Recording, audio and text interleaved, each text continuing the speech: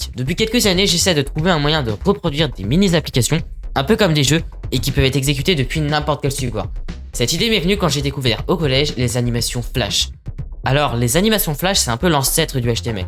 C'était avec ça qu'on faisait les sites internet il y a environ 10 ans. Mais en 2020, Adobe, son propriétaire, a cessé son développement à cause notamment de l'arrivée du HTML et JavaScript. En soi, j'aurais pu tester le HTML, mais il ne me permet pas directement de créer des animations comme le faisait Flash de manière native. J'ai depuis testé beaucoup de moyens pour parvenir à recréer cet esprit de petites animations.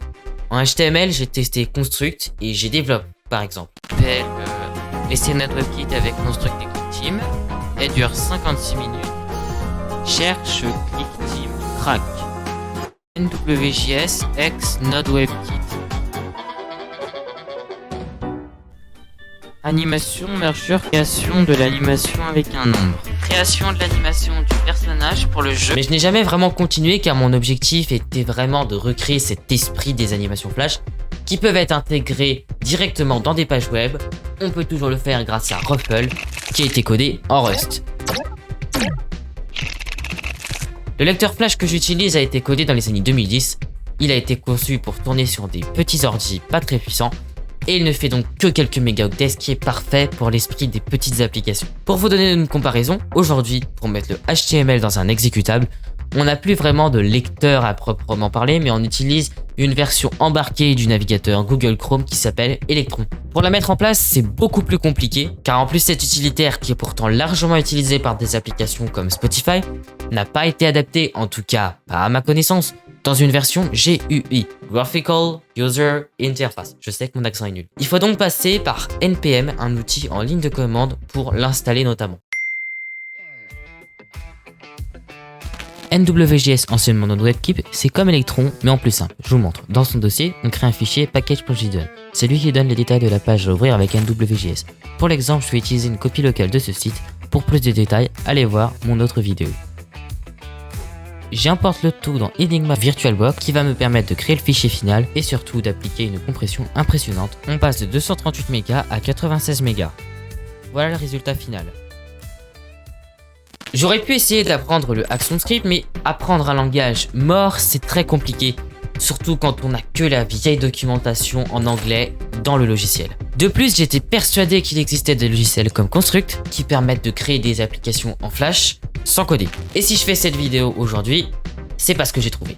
Je vais vous avouer qu'à la base, j'avais un peu laissé tomber, mais il y a quelques jours, perdu dans les profondeurs de Reddit, j'ai découvert l'existence des LMS, Learning Management System. Je sais que mon accent est encore nul. En gros, ça permet de créer des animations, de l'interactivité et sans coder. Et bah c'est parfait. Oh, Adobe Captivate, ça vous rappelle pas quelque chose? Un autre logiciel qui s'appelle Adobe Presenter. Ils avaient même une chaîne YouTube. Ça avait l'air vraiment sérieux.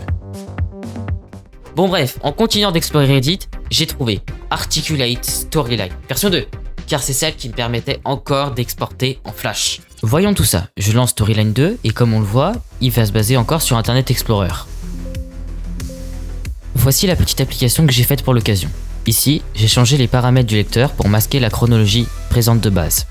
Le code est simple, quand le rectangle est cliqué, on affiche le calque avec l'animation du rond. J'ai superposé le même rond et lui ai appliqué l'animation d'agrandissement en la définissant sur une durée très courte pour ne pas voir la superposition.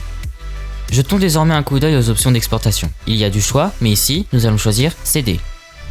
Le résultat de l'exportation est ce dossier avec plein de fichiers SWF. J'ai testé plusieurs moyens de le mettre dans un seul exe. Méthode 1, utiliser un décompilateur. J'importe mon SWF. Ça me sort le code. Et la surprise, il y a 50 fichiers. Et en plus, c'est même pas reconnu. Méthode 2, utiliser Enigma VirtualBox. Pareil qu'avec NWJS, j'importe mes fichiers et j'essaie de caler des arguments dans le chemin d'accès aux fichiers, mais ça passe pas. Méthode 3, utiliser WinRAR SFX. J'ai retrouvé les arguments pour invoquer le lecteur Flash en invite de commande sur un fil de 2010.